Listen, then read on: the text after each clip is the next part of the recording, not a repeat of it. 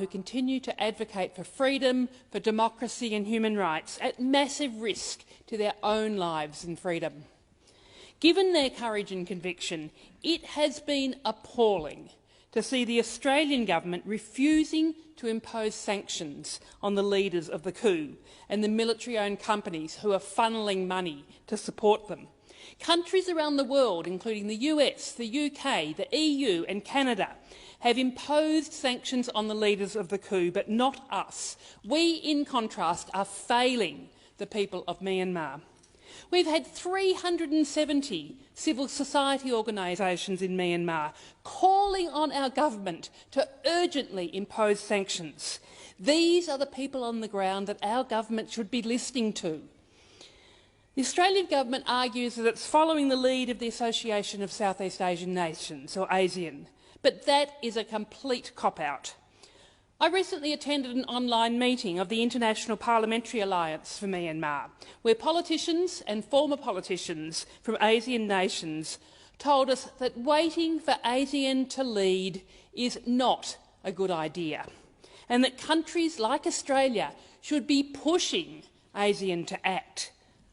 The Lowy Institute recently concluded that ASEAN has international support to deal with the crisis in Myanmar, yet has not proved capable of effectively managing the cunning of the generals or the grievances of the Myanmar population.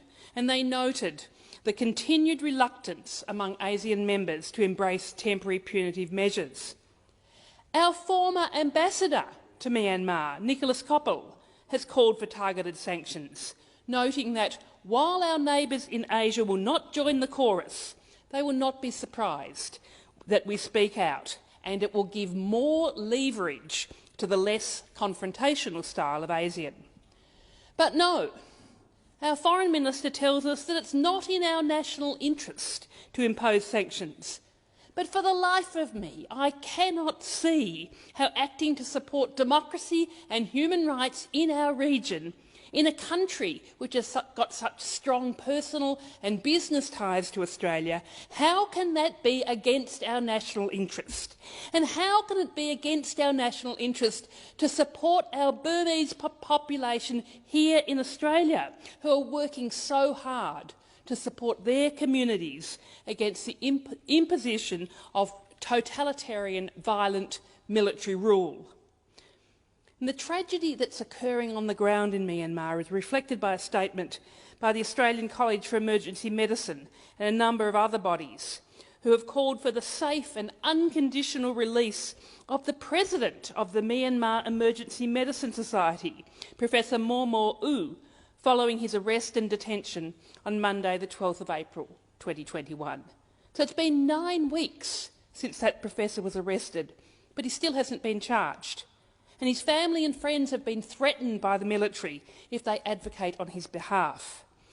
And we're also incredibly concerned about the more recent arrests of other doctors, including Dr Tata Lin, who was the national COVID lead for Myanmar before the coup, as well as surgeon Dr Mong Mong Nyen Tun and physician Sui Zin U, both from the Mandalay General Hospital.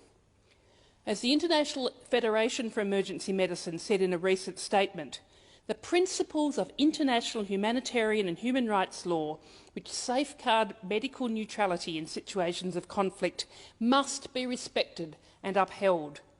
The UN Security Council Resolution 2286 strongly condemns attacks against medical facilities and personnel in conflict situations. And I also want to highlight the plight of journalists in Myanmar.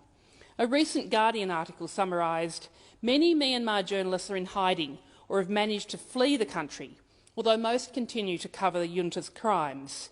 Since Min Aung Hlaing seized power, Reporters Without Borders has recorded the arrest of 86 journalists, and as of the 26th of May, 49 of them are still detained.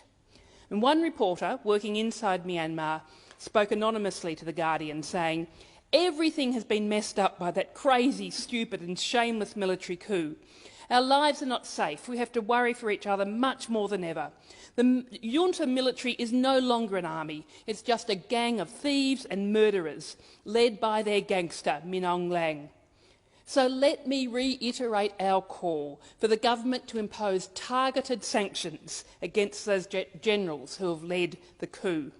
And for those of you who are struggling in Myanmar, struggling for justice, facing being shot at when you protest, and for the many who are advocating around the world, here in Australia and in other countries, we hear you, we see you. Know that your voice is powerful and heard here in the Australian Parliament and elsewhere. We will keep working with you to pressure the Australian government to take action. They must listen to the voices of those on the ground, as well as advocating for those unfairly detained. They should impose targeted sanctions urgently.